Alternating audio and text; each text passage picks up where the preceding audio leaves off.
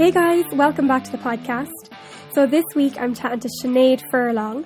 Sinéad's a singer-songwriter, she's a music blogger and event organiser, and she's also the founder of Mnásome, which is a platform for women in music. Mnásome has a website, it releases reviews and blogs and playlists for women in music. There's also a Mnásome songwriter and open mic night as well, and it's been running since 2017. So we got into the reasons why Sinéad started up Mnásome, and we talked about songwriting and performance anxiety. So you were telling me about your songwriting, and you were saying that you were thinking of releasing later this year. And how long have you been working on the songs that you're hoping to release this year? Kind of within the last year, but I've been writing and things, like I've been writing for years. Like I kind of have always been a writer the same way I've always been a singer, ever since I was little. And I've been wanting to do it for a while, but never really had the confidence to do it, and kind of didn't really know where to go for guidance and stuff like that either. So yeah, I guess the stuff that I'll release will probably be stuff I've written within the last year, or like this year as well. Cool, that's so exciting. And has your style changed much since you first started kind of writing properly?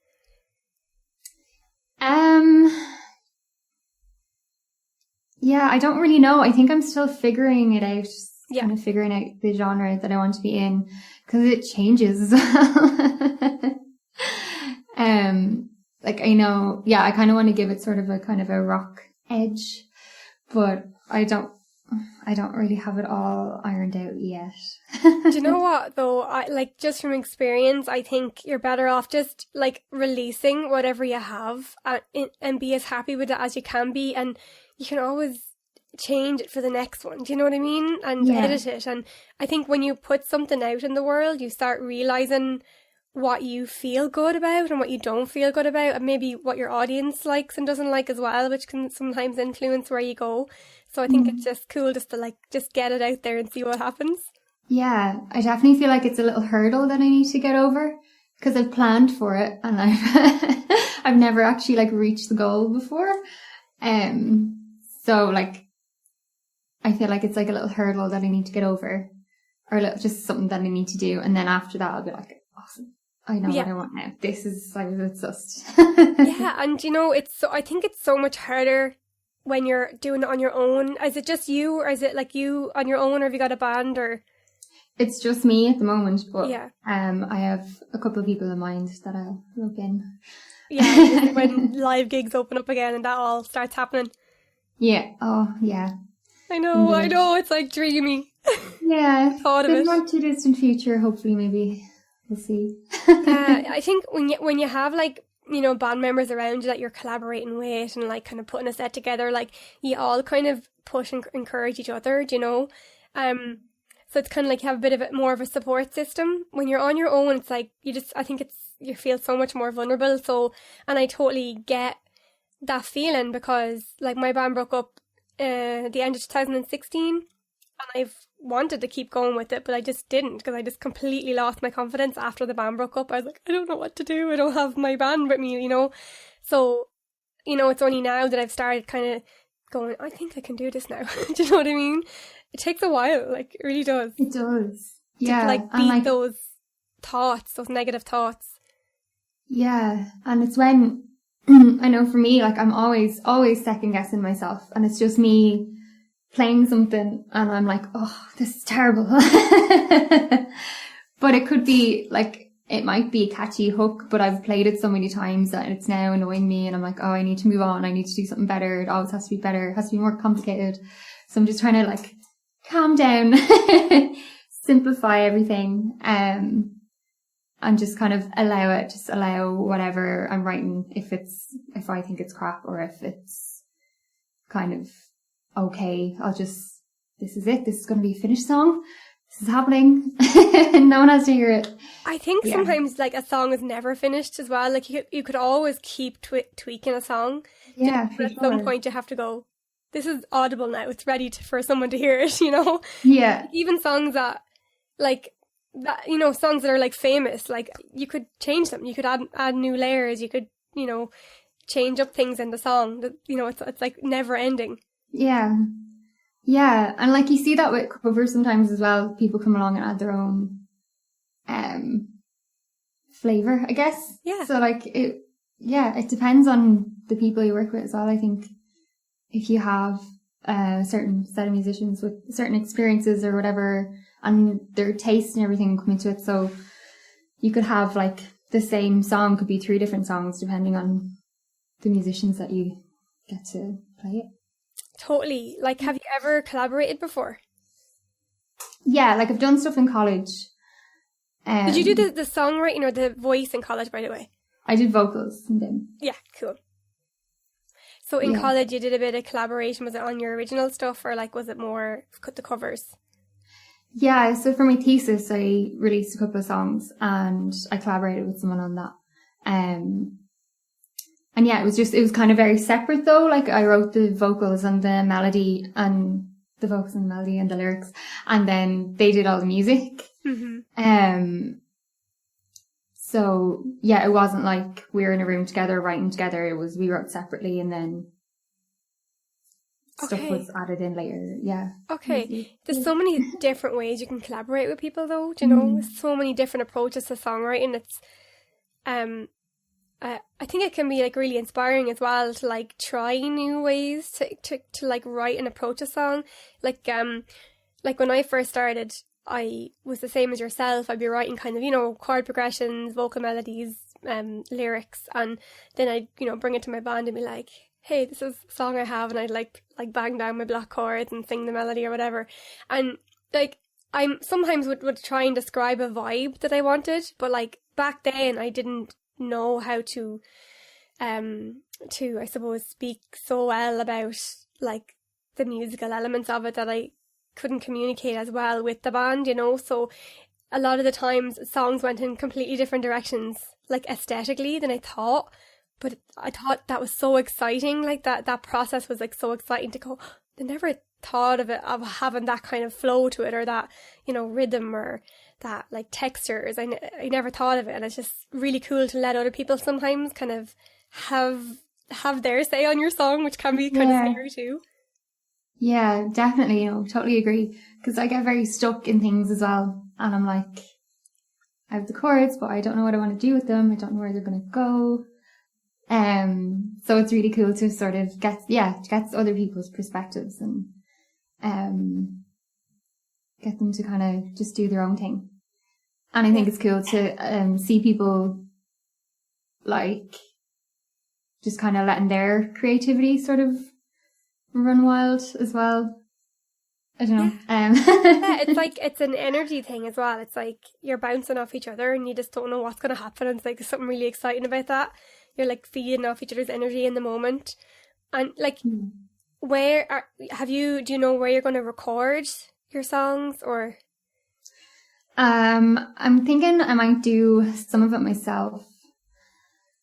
Yeah, I haven't really got that far yet. Yeah. Well, I don't know. I think like now with equipment and stuff like that, like, you know, most musicians have like a basic recording setup at home now. So like even just being able to record your parts yourself, and like you could send it to someone else to mix and master, you know, I kind of wish we did it that way when we did our album. It wouldn't cost us as much, like, but yeah, it was still really cool having the experience of, you know, being in the studio and all that too. So there's pros and cons to both.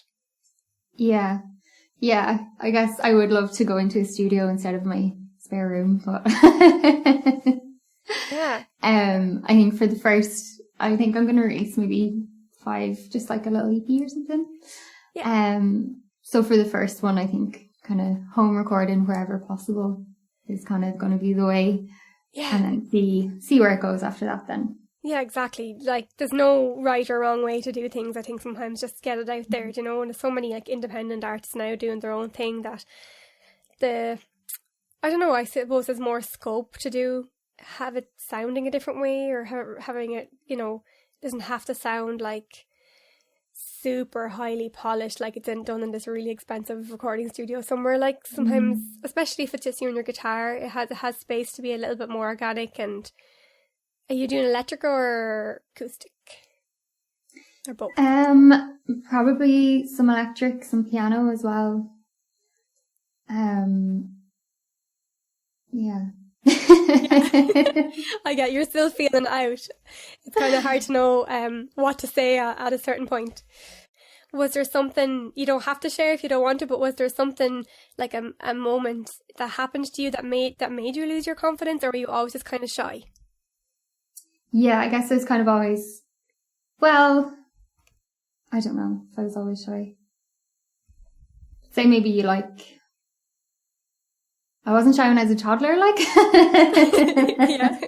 I've heard some stories that I won't repeat now. But I think as I got older, I kind of got more self-conscious, and then it just got worse probably when you're a teenager, like it gets tough.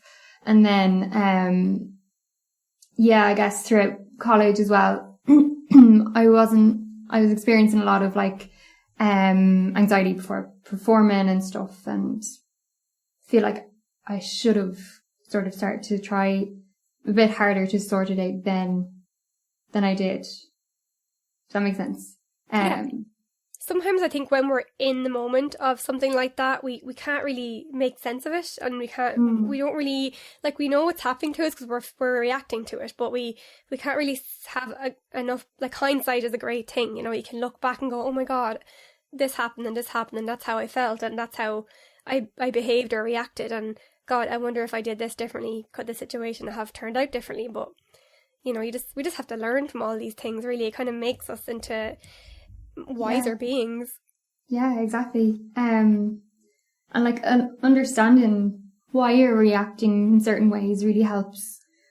Like I don't know if you follow the holistic psychologist. She's on Instagram, and she does a lot of stuff around ego work and understanding what your ego is and accepting your shadow self, and different like attachment styles.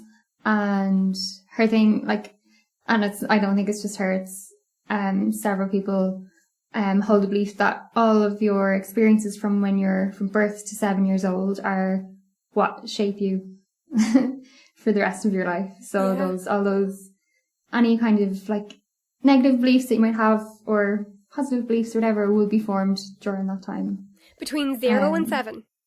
Yeah. Wow, that's crazy.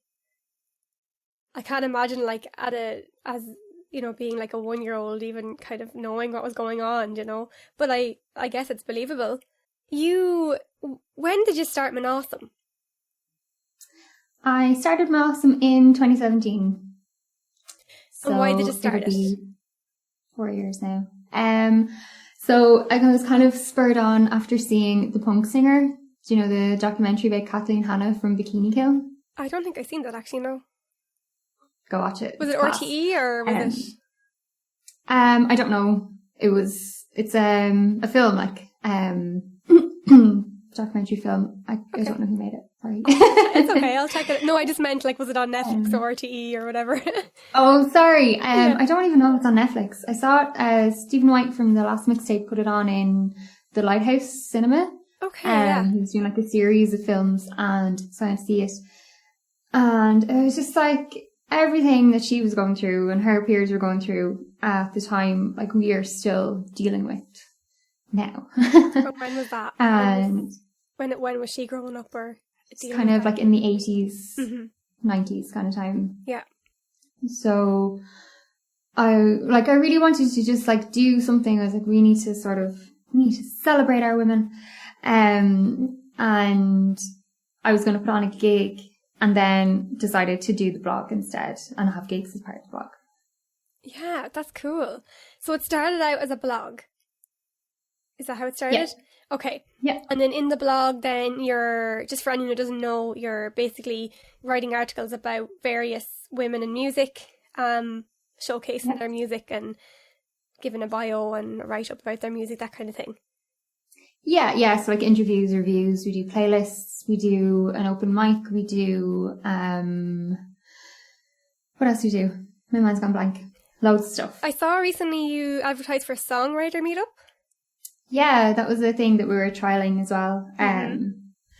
From the online open mics, we started them last summer, I think. And, yeah, it was just such a nice vibe, such a lovely community vibe in the open mic. Everyone was really supportive. And it wasn't just, they were giving each other feedback, and it wasn't just like, oh, I love your song, you have a nice voice. It was kind of more detailed, like constructive kind of feedback, which is really cool. So we thought it would be deadly, because everybody was so nice and because everyone was kind of,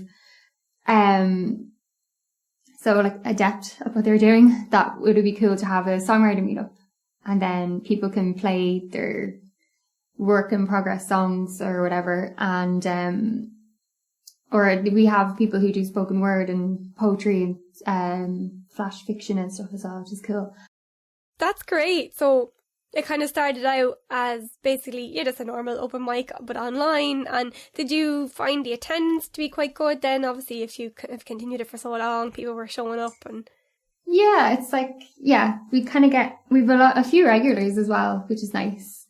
But yeah, we get a good few. We maybe have 8 or so performers, and then people come along to see them as well, which is lovely. Yeah, that's loads. Like, it's a nice kind of, and did you do 3 or 4 songs each or something, or? Yeah, it's normally like 2. Yeah. And we just run it for like an hour and a half. That's great though. Like, yeah, I was going to do it one week, wasn't I? I messaged you at some point, and then college happened, and then I was like, no, not happening. But I will. I'll come back and do it during the summer for sure. Are you going to continue it during the summer?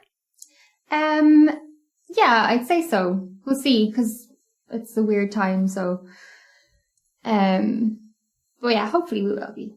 Yeah, cool. And so, yeah, see your blog, your open mic, the meetup. And has anything come from Mnásome? Have you been asked to like talk about it? Have you been asked to, has anything kind of come from it? Like, has anyone kind of come to you because of that and asked you to do something? Yeah, I did an interview for somebody's thesis on Monday. Oh, cool. I've done that before. I've done, say, like when I was when we were putting on gigs, I put on a gig in Workman's before. I was on radio to promote that. And I've done a couple of things for BIM. So, when, I don't know if I should mention it, the Drummer in Dublin podcast thing, kerfuffle. Oh, yeah. The one who said the things. Yeah. What do you mean? Yeah, he shall not be named. Yeah. Yeah, so kind of, I've been asked to comment on that as well. So, yeah, I wrote an article for BIM about that. Yeah, so you did an article about that article. And how did you feel about that situation? Like, to be honest, it was quite draining. Because you can work so hard to build up something, and like from my perspective, to be kind of like trying to celebrate women, and it's like when people don't really like, it's like they don't cop that women make music, or they don't maybe respect the fact that women make music, and it's like, I'm like, what do you mean? They're everywhere. I mean, what do you mean you can't find a woman to put on your lineup? Like, and then that happened. And it was just so blatant ignorance. And I got really mad. I got really annoyed. I just found it quite draining. But what I did say, like in the article, is that while like we can be so angry about these things, and that is totally warranted and completely valid, I feel like we need to talk to maybe not the person who said the comments, but the people who run the podcast. For it, as just taking it as an example, try and start a conversation with them and be like, oh, why was this put out? Why did it happen? Why didn't you say something? Etc. etc. Do you know what I mean? And try and understand and try and communicate our point of view to people who don't experience it. So then they can then sort of become allies and have more understanding and compassion for the situation that most, if not all, women are in regularly. Yeah, I mean, it all rings so true. And have you ever experienced any negativity yourself as a female musician? Or do you know anyone close to you who has? I'm trying to think. Like, it's never like really outright, it's never kind of blatant, I don't think, like in person or whatever I've experienced, like not never, I'm sure there's people who've had awful times. But yeah, like for me, it's smaller things, like, running a gig one time, my boyfriend walked into the venue with me and the sound engineer went to him first, asked him what the story was, and he was like, I don't know, she's running the gig. And it was like, you know, why did you assume that the man was running the gig? Yeah, and people it's like people sort of treating like women, music made by women as a genre, so like female music or women's music or female fronted or something like that. Yeah.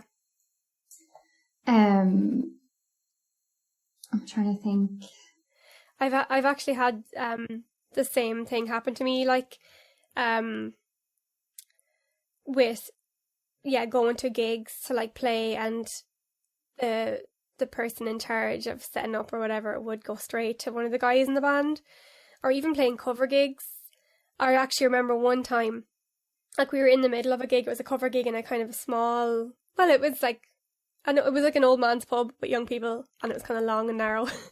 But like I have quite a strong voice and sometimes I'm a bit loud, but it's quite difficult to do like a proper sound check when it's just two of you, because you can't go out and hear the two of you. Do you know what I mean? It's not always easy to do that. So anyway, he wanted me to turn down a little bit, and instead of coming over to me and asking me to turn down, he went to the guy that was playing with me and asked him to tell me to turn down. And I was absolutely furious. Like, I wanted to have words with him about it. I was like, just say it to me. Like, I would have no problem like that. I'm a professional. Like, I would have no problem with turning down a bit. I understand. But instead he just went straight to the guy that was playing with me. And I was just like, oh, that's just one of many.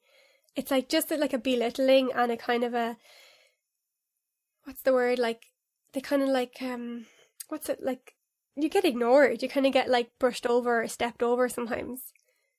You know? It's happened so much. Yeah, I was reading your bio and I saw that you performed in Carnegie Hall with the lineup choir, which I thought was like very, very cool trip to take. Do you want to tell us about that? Yeah, so it was with Deek Sharon. He's the guy who does all the he did all the arrangements for Pitch Perfect. He's an a cappella singer and arranger. And he's worked with people like Pentatonics, and he has Decapella. It's like a cappella group, and they sing Disney songs. It's really cool. Oh, wow, I never heard of that. So it was this thing. It's called Total Vocal. I think it's been running a few years. So there was maybe like a third of the choir went. And we performed. There was maybe 250 people on stage with us. Like all different choirs from all over the world. And we had 2 full days of rehearsals and then showtime the third day, sorry. What was it like? Was it part of like a larger showcase, I guess, or what was it for? Yeah, so it's a thing called Total Vocal, and it's choirs from all over the world taking part. I think there were 6 different countries when we were there. And and some of them like unbelievable a cappella groups and choirs and things. Really cool. What was I going to say? So we went, it was just over a weekend. So we had 2 full days rehearsals, and then on the 3rd day we had the show. So it was just awesome. And a few of us did a tour of Carnegie Hall as well before we did the show. So it was nice. I kind of was able to be a tourist. Yeah, be a tourist, but also sort of settle in as well. Cause like I was so nervous. Yeah. Oh it was nice to kind of see the space and hear about the history of it, and like hear about all the other unbelievable people that like performed there, and it kind of helped settle me in as well, because it's kind of daunting, like singing Carnegie Hall. God. So how many people did you perform to? I think the capacity is just under 3,000. Wow, that's like crazy. It's so big. Yeah. That's amazing. And what did it feel like? What did it feel like performing in that many people? Was the energy in the room different? I don't know. It was just great crack. It was just so much fun. There were so many of us on stage as well. So like I did a solo as well. So like being in the group was a little easier because you had everybody around you, and it was, I don't know, it was probably maybe the most fun ever. Yeah, when it's again having that like tribe kind of around you. Just, yeah, like what I was saying earlier about being in a band, it's like, yeah, you feel more powerful, I think, when you have people around you like that. Yeah, and he's like, Duke Sharon had such a great energy as well. He was so positive and really kind of got everybody hyped up, and it's just great. Yeah. And so about, other gigs that you've played, like, have you got like kind of a standout gig that you've performed at, that kind of just is one that you love telling people about, other than that one, the one I asked you about? Yeah, it's another choir gig. We sang with Hugh Jackman in the 3 Arena. Oh wow. Yeah, I thought I was going to be like terrified, nervous, and like, cause we were placed on the stage, so we weren't in the group, we weren't in like a big group. It was like, for some of the numbers we were placed on our own, basically. Yeah. Standing on the stage. And yeah, I don't know, I just felt like really at home. I was like, yeah, I could do this all day. That's so cool. He's amazing. Yeah, he's unbelievable. Yeah, so good. Yeah. And so who would be like some of your, I suppose, muses or influences as a performer, as a singer, as a writer? There's several. So Wallace Bird, definitely. When I first heard her music, I was maybe 16 or 17, and before that I was like, I just want to be a singer, I just want to sing. But then I decided I was like, no, I need to be a songwriter. Like this is class. I love her stuff. I love her energy, like her performances and everything. She's amazing. Hayley Williams is another one from Paramore. Like the new I'll Never Not Be an Emo Kid. Yeah, I know, yeah. I like it all. I like the old stuff. I like the sort of newer Paramore, and then her solo stuff as well. Is class. I actually haven't heard her solo stuff, but I didn't like the change that they had, that Paramore had. I didn't like that music at all. Oh, really? No, it wasn't. It was like, it wasn't even their genre anymore, which they're completely entitled to change whatever they like, but it just wasn't really my thing. Yeah, I liked it. I thought it was cool. And I felt like after their self-titled album, because that was such a kind of mishmash of genres, I felt like that was sort of, it made sense for them to go that direction. I don't know. Yeah. But yeah, her own stuff, like her solo stuff, is really different as well. It's not Paramore really at all. Cool. I'd love to have to listen to it. Definitely do. There's Frank Turner as well. I love his writing style and his. Who is he now? Is he? He's an English singer-songwriter. Okay. He's in a band called Million Dead, I think. Never heard of them. 2 years ago. or like in the early 2000s. Oh, okay. So yeah, he's kind of comes from the sort of punk DIY scene. And I love seeing him live because energy again is class. But his, like he says about his gigs as well, like it's like he's no different from the people in the audience. And he says like the only difference between me and you right now is that it's my turn to have the microphone, but anyone can do this. Yeah. Which is really inspiring. Yeah. Like, so it's empowering, isn't it, to have that encouragement from someone like that. Yeah. And his whole kind of ethos is sort of DIY. You know, you don't have to be like amazing to write and release a song. You don't have to be amazing to perform. You know, anyone can do it. It's so much fun and great crack. So why wouldn't you do it? Kind of thing. Yeah. And there's loads. Yeah, I know. Yeah, and it changes too. It can change too, can't it? Yeah. So lately, I'm loving Fiona Apple. Oh yeah, yeah. Love her lyrics and her whole vibe, her whole thing. She's amazing. Very cool. Yeah, she's kind I remember my auntie and uncle sent me her stuff and was like, "Hey, check this girl out. She's kind of like singer-songwriter, kind of like happy boppy pop stuff." If I remember correctly, it's been a while since I heard her. Is that kind of some of her stuff is like that, and then she kind of has other. Yeah, she's kind of gets veers off into like anger and like real like powerful kind of stuff. Her most recent album, I think she released it last year, Fetch the Bolt Cutters. It's like, it was like a kind of a lesson in just not giving a shit. Sorry for swearing. Totally fine. Because I loved it. It was like she was just doing whatever she wanted. And then people were coming back with like, there was mixed reviews. Some people thought it was amazing. Some people was like, oh, it's so pretentious. But I was like, this is great, because like she just doesn't appear to care like how it's received. She's just kind of really like being really authentic and just letting herself be creative and just write about what she wants to write about and how she wants to write about it. Yeah, I love that, because I think that's one thing that holds most of us back from releasing anything is just the fear of kind of what other people think. So to be able to like be like confident enough in yourself to just release it, whatever, like as long as you're happy with it and not to care about too much about people's reactions, you know, like, because you're never going to please everyone anyway, you know. Yeah, that's true.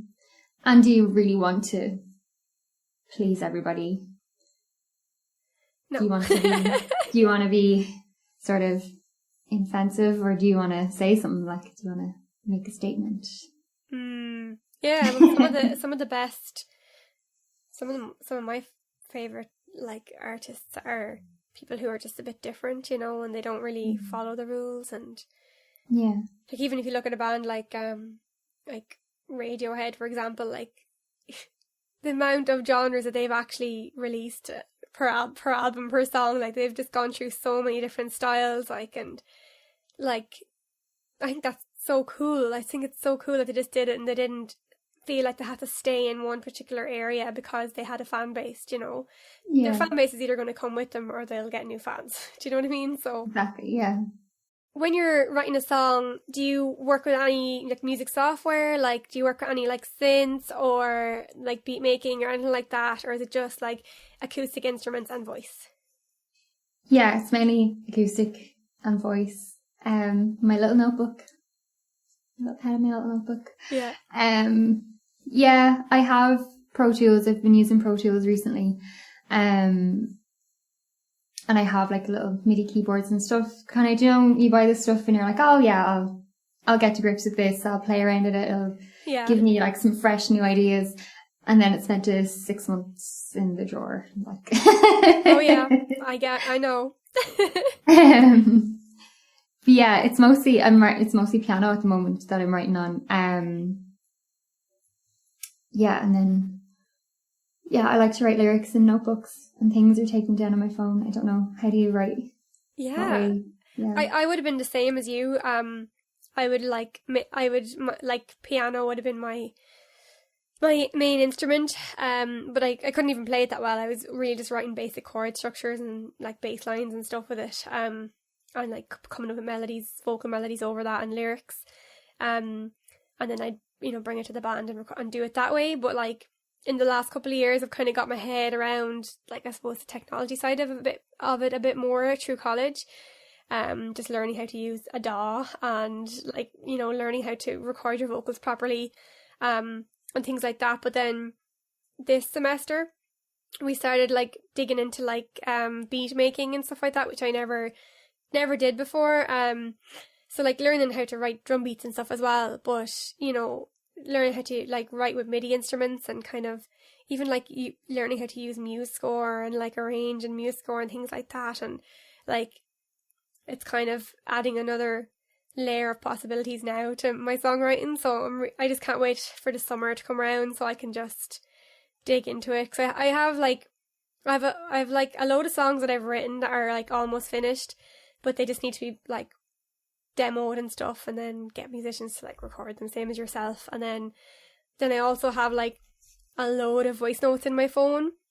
One night I just went through the voice notes in my phone and like had a listen to like what I was writing, and at a certain stage, and I noticed like a certain theme through a lot of the stuff that I was kind of writing. It was quite more kind of soulful stuff than rock or anything else. And I was like, this is actually kind of cool. I think I would actually like listen to this, which I never thought I would like go in that direction. But and then I have these other songs that like, I was writing about being depressed and like, being in love and being heartbroken and all that stuff. Like, so it has like a completely different vibe. So I don't know what direction I'm going to go in, but I'm looking forward to playing around with it anyway during the summer and kind of seeing how the songs develop.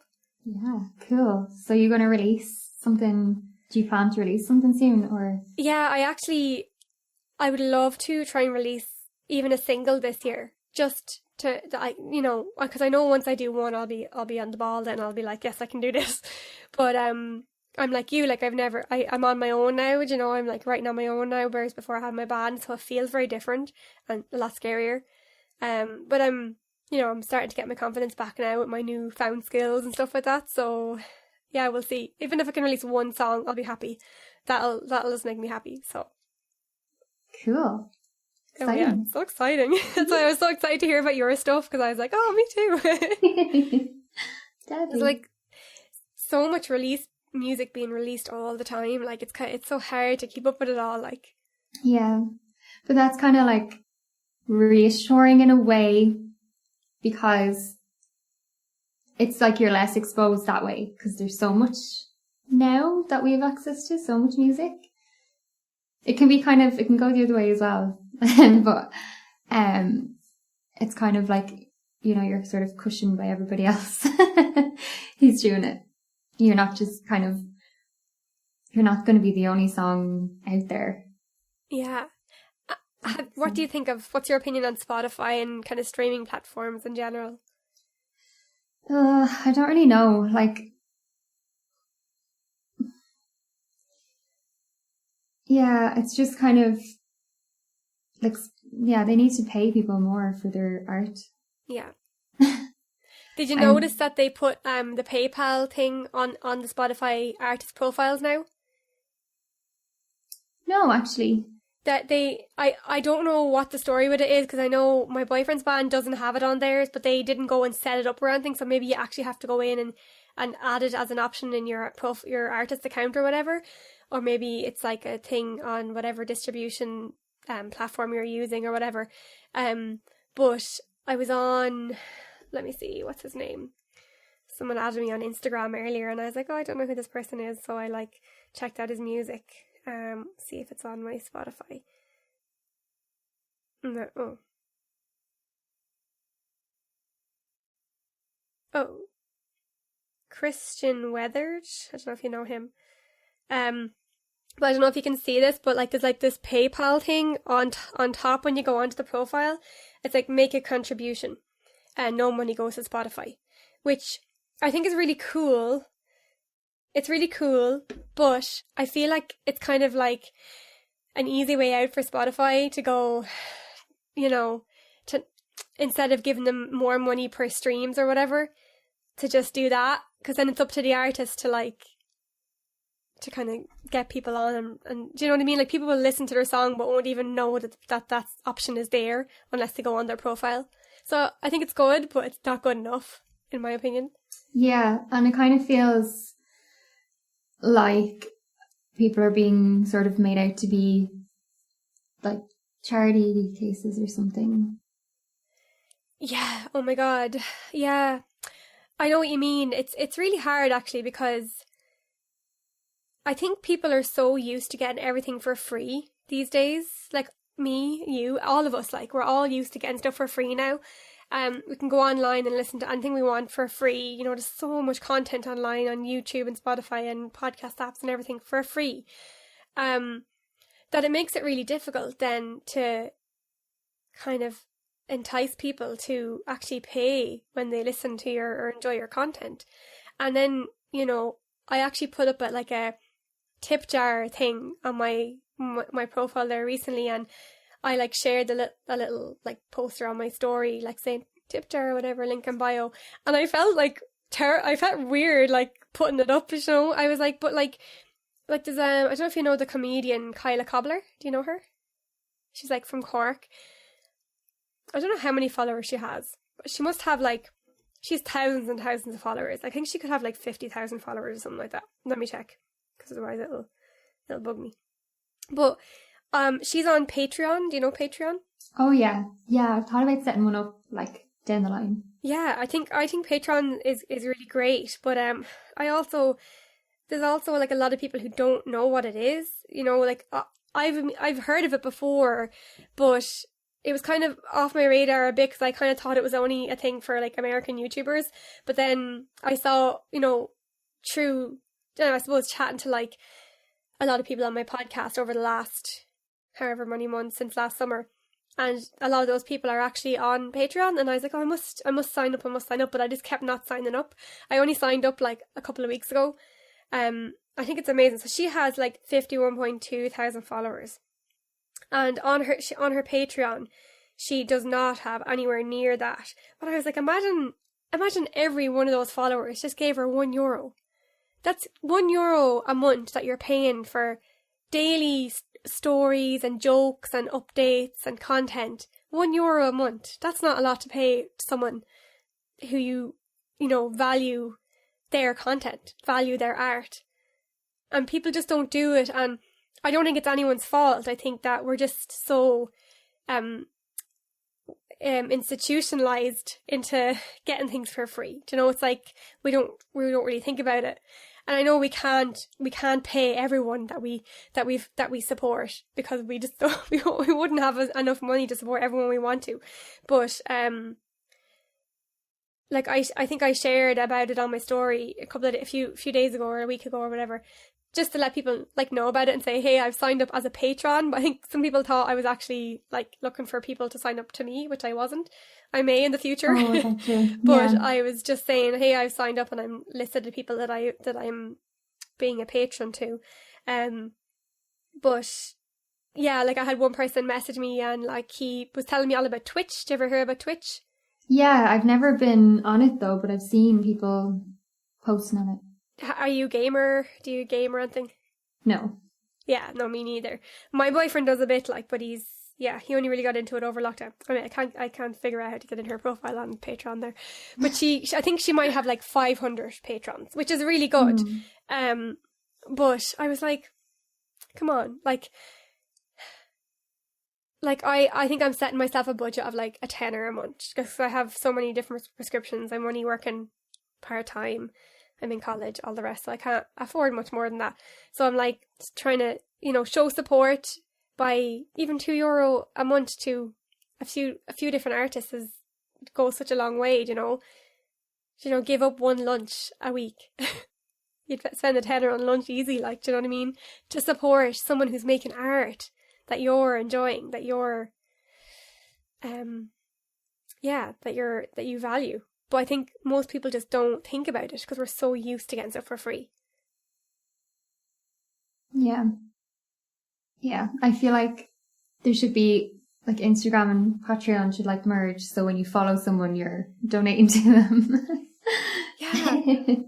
I literally had a similar thought the other day. I was like, well, I didn't think that exact thought, but I was like, imagine if everyone who was like following these people on their profile, actually supported them, or like even like a small percentage of them, like they could, make a living from doing, like, because Kyla Cobbler in particular, she's every day she no matter what kind of mood she's in, she'll always come on with a sketch or some funny story or something, and she's doing that because people follow her and they want to hear from her, so I think the way, I suppose, streaming and just free content in general, I think it's just, I don't know, like, it's both positive and negative.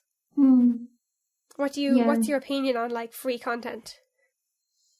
Like, it's kind of needed to a certain extent.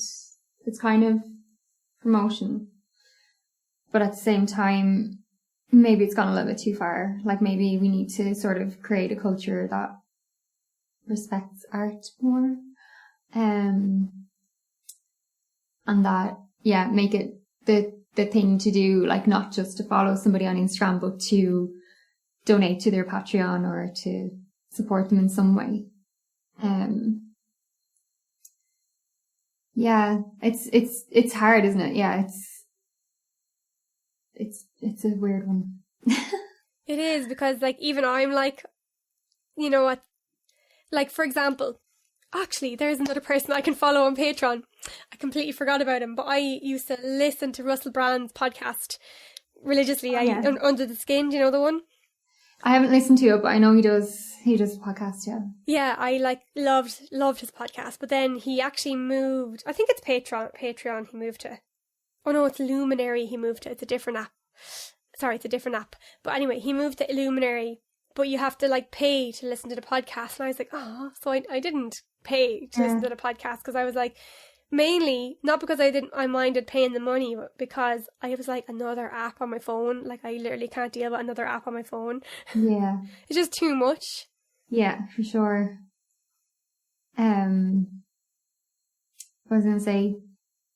Blind Boy has a good way of doing it. He's like, if you can afford to, he is Patreon as well. So it's kind of, it works like, if you can afford, if you ever thought you want to buy a pint or a coffee or whatever, donate that much a month to his podcast. And then if you can afford it, if you have it, like, pay whatever you can afford. And then if you can't afford to do it, listen for free. But then the other people who can afford to pay are paying for the free listeners to get it for free. So does he have an option for people to go on his Patreon and like see his content for free? But he says, if you can afford it, pay me, and if not, you don't have to. I don't think you can go on to the Patreon for free, but you can listen to the podcast, like, because it's everywhere. It's not just on Patreon. And then if you can afford, his thing is, if you can afford, like, then support him on Patreon. And I don't know if he does exclusive things or whatever. But yeah, I thought that was a good way of thinking about it. Like, he's saying it kind of operates in a sort of system of kindness that way, and everyone gets a podcast, he gets to make a living, and then, people who can afford it aren't out of pocket, and people who can't afford it can still consume it. Yeah, I mean, that's great, but like, he has quite a large following, so that might work for him, but not for it won't work for everybody. No. But yeah, it depends on your following. And then even still, like, you see people with like 300, 400,000 followers, and every post they do, they have to promote their Patreon. They have to have I follow a comic, and she has a slide then at the end of every comic it's like an ad for a Patreon, like what you get. And so every time she does a post on Instagram, she promotes Patreon in that post as well. Is that what you mean? Yes, it's the red dot comic. So she has her comic up, and then the last slide will be her Patreon thing. And she does this thing where when you sign up, you get like a little shout out. So she writes a few people's names on an extra slide on a post, which is cool. That is cool. It's nice to show your thanks for support, I guess, as well. But then again, the support is supposed to be thanks for your art. So, you know, where does it stop? I guess it's a two-way thing, and that's how we should be thinking about it. Do you know what I mean? Like, it's not just one side taking all the content for free, and it's not just one side taking all the money. Yeah, exactly. Yeah, exactly. It's kind of, give and take, like every relationship, right? Thank you so much for your time. I really appreciate it. It was so, I just had to have you on, like, because I've been following Mnásome for ages, and I really appreciate what you're doing for female music and female musicians. And yeah, thanks so much for sharing your ability about your life and your songwriting and all that. And I'm really looking forward to hearing your releases whenever they come out. Yeah, I'm looking forward to hearing yours as well. Cool. Thank you so much.